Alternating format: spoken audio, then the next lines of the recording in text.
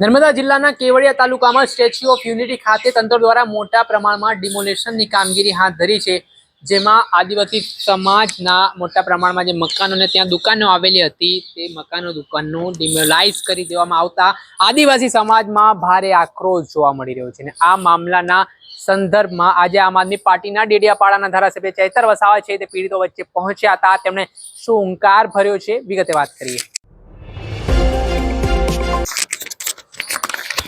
નમસ્કાર દર્શક મિત્રો, સ્કાયનેટ મીડિયામાં આપનું સ્વાગત છે. હું છું ફૈઝાન. આજથી થોડાક દિવસ પહેલા સ્ટેચ્યુ ઓફ યુનિટી ઓથોરિટી દ્વારા નર્મદાના કેવડિયા ખાતે જે સ્ટેચ્યુ ઓફ યુનિટી પાસે આવેલી કેટલીક દુકાનો મકાનો હતા તેને તોડી પાડવામાં આવ્યા. આ દુકાનો મકાનોમાં આદિવાસી સમાજના લોકો વસવાટ કરતા હતા અને ત્યાં તેમની રોજીરોટી ચાલતી હતી, પરંતુ અચાનક જ લોકોને બેઘર કરવામાં આવતા રોજીરોટી છીનવવામાં આવતા હવે વિવાદ વકર્યો છે. આ મામલા સંદર્ભમાં આજે આમ આદમી પાર્ટીના ડેડિયાપાડાના ધારાસભ્ય છે તે પીડિત પરિવારને મુલાકાત માટે પહોંચ્યા હતા. તેમની સાથે ચર્ચા વિચારણા કરી હતી. ત્યાં કેટલાક લોકો ભાવુક થઈને ચૈતર વસાવાને પોતાની સમસ્યા જણાવતા રડી પણ પડ્યા હતા.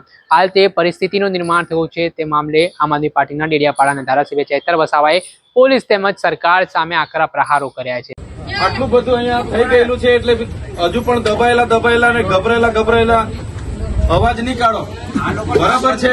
આટલું બોલવામાં તમારે અહીંયા પેલા સરદાર પટેલ જ નહીં સાંભળે તો પેલા સીઓ ને તો આજુ જવાનું છે. કોઈએ ગભરાવાનું નથી, કોઈએ ડરવાનું બી નથી. બરાબર. આ પોલીસ વાળા પાનમાં તે દિવસે લઈને બધું કર્યું છે. બરાબર. એ પોલીસ વાળાને બી કહીએ છે, જે દિવસે અમારો આદિવાસી સમાજ અમે હજુ બી કહીએ છીએ સંવિધાનમાં માનીએ છીએ અને સંવાદમાં માનીએ છીએ. જે દિવસે અમે લોકો કાયદો ને વ્યવસ્થા સાઈડ પર મૂકીશું તે દિવસે તમારા અહીંયા સીઓબીઓ ને તમારા અહીંયા કોન્ટ્રાકો કોઈ નજરે નહીં પડે. એ પોલીસ વાળાને બી કહી દઈએ છે. તમે આજે દંડાથી બીવડાવવાની વાત કરતા હોય ને ભાઈ, ગોળી મારવાની હોય તો બી આવી જજો. અમે તૈયાર છે તમારી હાથે લડવા માટે. હા, અમારી મા બેટીઓને તમે આતડી દુખાવી છે, અમારી મા બેટીઓને તમે આતરડી લડાવી છે. અમે કોઈને છોડીશું નહીં. એ કાયદાકીય રીતે બી લડીશું અને ગ્રાઉન્ડ પર બી લડીશું. અને જો અહીંયા જે પણ અધિકારીઓ એમને બી કહીએ છે, બરાબર છે, મૂળ જગ્યા પર જો સરકાર ફરી આ દુકાનવાળાઓને અને આ ઘરવાળાઓને નહીં બાંધી આપશે ને તો તમે જોઈ લેજો, આ સ્ટેચ્યુ ઓફ યુનિટી પર આવતા પ્રવાસીઓને પણ અમે બંધ કરી દઈશું.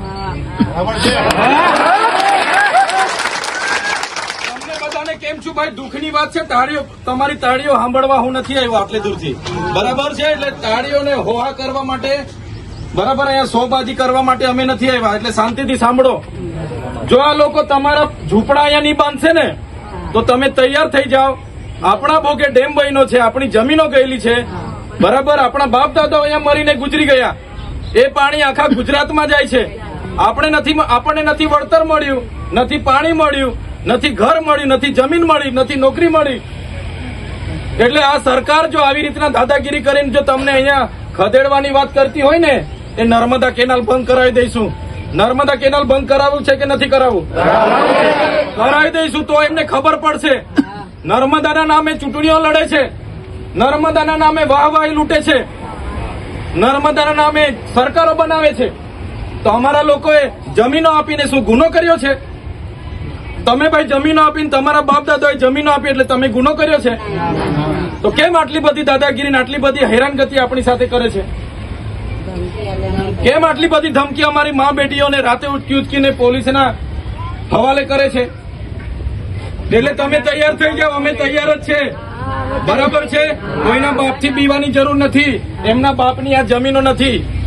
એ સરકાર એને એમ માનતી હોય કે અહીંયા બધું ઉજાડીને લઈ જઈશું. એ સરકાર બી ભૂલી જાય. જે દિવસે હથિયાર હાથમાં લઈશું ને, અહીંયા પોલીસ કોઈ નજરે બી ના પડે. એની આર્મી એમણે જે કરવું હોય કરી લે. પણ મારી મા બેટીઓ હાથે જો મારી મા બેટીઓને રડાવવાની વાત એ લોકો કરશે તે દિવસે આર્મી મૂકો, દુનિયા મૂકો, આર પાર્ટી લડાઈ કરવા અમે તૈયાર છે. અમારી પાસે બી હથિયાર છે. જે દિવસે ઘરમાંથી કાઢીશું ને, તમારી પોલીસ ને તમારો શર્મા ફરમાન, ડીવાયએસપી ને એસપી કોઈને અહીંયા જોઈએ નહીં, પૂરું કરી દઈશું અહીંયા. બરાબર છે. તમે ખાલી તૈયાર, અમે લડવા માટે તૈયાર છે. કેટલું વેચવાનું ભાઈ? નર્મદાના નામે બધા ગામડાઓ ખાલી કરાવ્યા, આ રોડોના નામે ખાલી કરાવ્યા, નેરોના નામે ખાલી કરાવ્યા, આ સ્ટેચ્યુના નામે ખાલી કરાવ્યા, બિયર ડેમના નામે ખાલી કરાવ્યા. એટલે અમારા આદિવાસીએ ભોગ આપવાનો. હમણાં ઝૂંપડા તોડી નાખ્યા. કેમ ભાઈ? એટલે ઉદ્યોગપતિઓને આ જમીન આપવાની છે તમારે? હે? હોટલો વાળાને જમીન આપવાની છે, રિસોર્ટો વાળાને જમીન આપવાની છે. એટલે તમે જોઈ લો, એક વાર આપણે પૂછવાનું છે. સોમવારે રજા છે, સોમવાર નહીં, ગુરુવારે બધા નક્કી કરો. આખા ગુજરાત, મહારાષ્ટ્ર, મધ્યપ્રદેશ ને રાજસ્થાનના સંગઠનો, જે પણ પક્ષ પાર્ટીના આગેવાનો, ધારાસભ્ય, સાંસદોને તમારા વતી બધાને જાણ કરો અને બધાને કહો અહીંયા આવે, હાજર રહે. સ્ટેચ્યુ ઓફ યુનિટીના નામે તે વખતે બધા રથ લઈને ગામડે ફરતા હતા. સ્થાનિક લોકોને રોજગારી આપીશું, રોજગારી આપીશું. કાં ગયા ધારાસભ્ય, કાં ગયા સાંસદ? આજે મા બેટીઓને અહીંયા રાતે આ નક્સલવાદીઓની જેમ અહીંયા કોર્ડન કરીને ઉચકી જાય છે. આ મારા દાદા લોકોને, બહુ વર્ષના લોકોને અહીંયા ધમકી આપે છે. કાં ગયા સાંસદ, કાં ગયા ધારાસભ્ય? એટલે આ લોકોને પૂછી લો, એકવાર કહી દો. ગુરુવારના કાર્યક્રમમાં કાયદો અને વ્યવસ્થામાં માનીએ છીએ હજુ બી, એટલે એકવાર પરવાનગી માંગી જો અહીંયા એસડીએમ ને. પરવાનગી આપે તો ઠીક, પરવાનગી નહીં આપશે તો બી ગુરુવારે હજારોની સંખ્યામાં અમે અહીંયા આવી રહેલા છે. તૈયાર છો ને બધા? ગુરુવારે આવી રહેલા છે. અમે એક આવેદન આપીશું, અલ્ટિમેટમ આપીશું 10 કે 15 દિવસનું. પછી બીજો સરકાર આપણા લોકોના ઝૂંપડા અહીંયા બનાવી નહીં આપે, પછી જ સરકાર જે નુકસાન કર્યું એનું વળતર નહીં આપે, તો આ સ્ટેચ્યુની બસો, રિક્ષાઓ અને આ સ્ટેચ્યુ ઓફ યુનિટીની તમામ હોટલો મોટલો એ 15 દિવસ પછી બંધ થશે. લખી રાખજો, અમે આવીશું. બરાબર છે? નેર પર ઉતરવું પડશે, નેરમાં કૂદવું પડશે. અમે નેરમાં કૂદીશું, પણ નેર બી બંધ કરાવીશું. નેરના ગેટ પરથી કૂદવા અમે તૈયાર છે. પણ જો તમને ન્યાય નહીં મળશે, નર્મદાની મુખ્ય કેનાલ બંધ કરીશું અમે 15 દિવસ પછી. લખી રાખજો. એ પ્રશાસન, કલેક્ટર હોય, સીઓ હોય, એનો એમડી હોય, કોઈ બી લોર્ડ કર્નલ, લોર્ડ કરજનની જેમ અહીંયા ઓર્ડર આપતા હોય ને અધિકારીઓ, તો એ લોકોને બી કહી દેજો અમે બી બિરસા મુંડાને ભગતસિંહ બનવા માટે તૈયાર છે. લોર્ડ કરજન અધિકારીઓ જો લોર્ડ કરજન બનીને અમારા લોકોને આદેશ કરીને હેરાન કરવા માંગતા હોય, તો અમે પણ બિરસા મુંડાને ભગતસિંહના રાહે જવા તૈયાર છે. જે દિવસે અમારા લોકોના હાથમાં હથિયાર અમે ઉઠાવી લઈશું ને, તમારા અહીંયા સ્ટેચ્યુ ઓફ યુનિટી, તમારા આ બધા પ્રોજેક્ટો બધા રખડી જાય. 150મી જન્મ જયંતિ સરદાર પટેલ સાહેબની છે, એનું માન રાખીએ છીએ. અગર અમારા લોકોને ન્યાય નહીં મળે, 31મી ઓક્ટોબર સરદાર પટેલ સાહેબની જન્મ જયંતિ વડાપ્રધાનને અહીંયા અમે કરવા નહીં દઈએ. એને આર્મી લગાડવી હોય તો લગાડી દે. વડાપ્રધાનનો કાર્યક્રમ અહીંયા અમે નહીં થવા દઈએ જો તમને ન્યાય નહીં મળે તો. તૈયાર છો? તૈયાર છો? અમારા નર્મદાના વિસ્થાપિતોને વળતર જોઈએ, પહેલી વાત. બીજી વાત, અમારા આદિવાસીઓને નર્મદાનું પાણી જોઈએ. ત્રીજી વાત, જેટલા લોકોને અહીંયા જમીનો છીનવી લીધી છે, બુલડોઝરો ચલાવેલા છે, એ લોકોને અહીંયા ફરી સ્થાપિત કરવામાં આવે. મૂળ જગ્યા પર દુકાનો, મૂળ જગ્યા પર એમના ઘરો બનાવવામાં આવે. નહીં તો પછી આવનારા દિવસોમાં અમે તૈયાર છે. અમને રાજનીતિ સાથે પડી નથી, અમે સમાજનીતિ કરવા તૈયાર છે. આવનારા દિવસોમાં ધારાસભ્ય રહે કે નહીં રહે, પણ કેવાડિયા લોકોને કહેવા માંગુ છું, પહેલી ગોળી અમે ખાઈશું. પણ સરકારને કહેવા માંગીએ છીએ, જો અમારી મા બેટીઓ સાથે આવી રીતના અન્યાય કરશો, અમે ગોળી ખાવા બી તૈયાર છે, પણ સરકાર સામે લડી લેવાના મૂડમાં છે. અમે કોઈ સંજોગોમાં નથી ચલાવી માંગતા અમે. અને સરકાર આવી રીતના અમારા લોકોને વારે ઘડી અન્યાય કરશે. પોલીસ અધિકારીઓ બી હોય, સાંભળી લેજો. તમારા આઈબી, તમારી એલઆઈબી, તમારી સેન્ટ્રલ લોકોને બી ખબર પહોંચાડી દેજો. અમે તમને બસ આ ગુરુવારે પરવાનગી માંગીને એક નિવેદન આપવા માંગીએ છીએ. 15 દિવસનું અલ્ટિમેટમ આપીશું. જેટલા લોકોની જમીનો અહીંયા તમે સંપાદિત કરી છે એને વળતર મળી જવું જોઈએ. જેટલા લોકોની જમીનો અહીંયા છીનવાઈ છે એને પરત મળી જવી જોઈએ. નર્મદાનું પાણી મળી જવું જોઈએ આ વિસ્તારમાં. અને આ વિસ્તારમાં જે પણ અમારા રોજગારી કરનારા યુવાનો છે એમને ન્યાય મળવો જોઈએ. અસરગ્રસ્તોને ન્યાય મળવો જોઈએ. અગર 15 દિવસમાં નથી થતું, અમે દરરોજ અહીંયા આવીને હજારોની સંખ્યામાં હડતાલ પર રહી રહીશું. દરરોજ સ્ટેચ્યુ ઓફ યુનિટી પર અમે હજારોની સંખ્યામાં બેસીશું. દરરોજ અહીંયા ધરણા રહેશે, દરરોજ ઉપવાસ રહેશે. અમારે 1 વર્ષ બેસવું પડે, ઓક્ટોબર સુધી બેસવું પડે તો અમે બેસીશું. પણ આ વખતે અમે પાછી પાની કરવા તૈયાર નથી. પરવાનગી તે દિવસે મળી જશે તો બધું શાંતિથી થશે. અને પરવાનગી નહીં મળે તો તમારી આઈપીસી જેટલી કલમો અમારી પર લગાડવાની હોય લગાડી દેજો.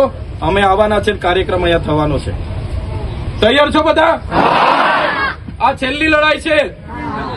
ક્યાં સુધી તમે બિસ્તરા પોટલા લઈને ફરવાના છો? ક્યાં સુધી બૈરી પોયરાને લઈને તમે અહીંથી રખડવાના છો? ભાઈ આપણે જ બેઠવાનું છે દેશના વિકાસમાં. આપણે જ બેઠવાનું છે દેશના વિકાસમાં. જ્યારે ભોગ લેવાનો આપણે.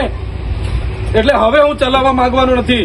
સરકારે મને એન્કાઉન્ટર કરવું હોય તો કરી નાખે, પણ મારી મા બેટીઓ સાથે જો આવું કરશે હું ચલાવવાનો નથી.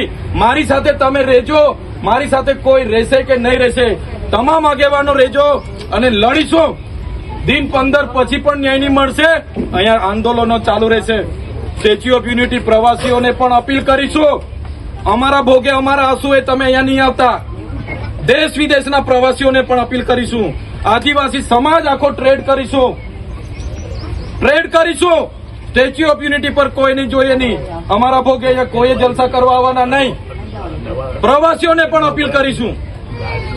તમામ પ્રશાસનોને પણ કહીશું, જો 15 દિવસમાં તમારા ઝૂંપડા અહીંયા બનાવી આપવામાં નહીં આવશે, જો 15 દિવસમાં તમને વળતર આપવામાં નહીં આવશે, એટલે સરકાર જાણી લે એમનો પ્રોજેક્ટ આવનારા દિવસોમાં ચાલવા નહીં દઈએ અમે. તમે કેટલા અબજનો ખર્ચો કર્યો છે અમે નથી જાણતા, પણ અમે ચાલવા દેવાના નથી. ન્યાયિક પણ લડત ચાલશે, સડક પર પણ લડત ચાલશે, અને આ વખતે અમે આરપારની લડત કરવા તૈયાર છે.